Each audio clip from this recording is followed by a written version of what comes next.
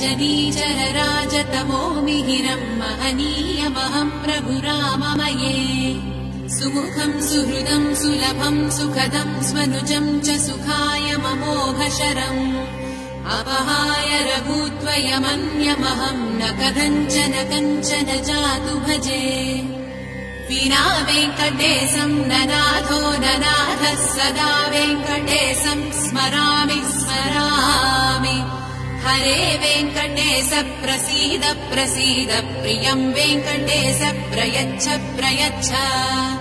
विना वेङ्कटेशं ननाथो ननाथः सदा वेङ्कटेशं स्मरामि हरे वेङ्कटेश प्रसीद प्रसीद प्रियं वेङ्कटेश प्रयच्छ अहं दूरतस्ते पदाम्भोजयुग्म प्रणामे च यागत्य सेवां करोमि सकृत्सेवया नित्यसेवा फलं त्वं प्रयच्छ प्रभो वेङ्कटेश अज्ञानिना मया दोषान् शेषान् विहितान् हरे क्षमस्तत्त्वं शेष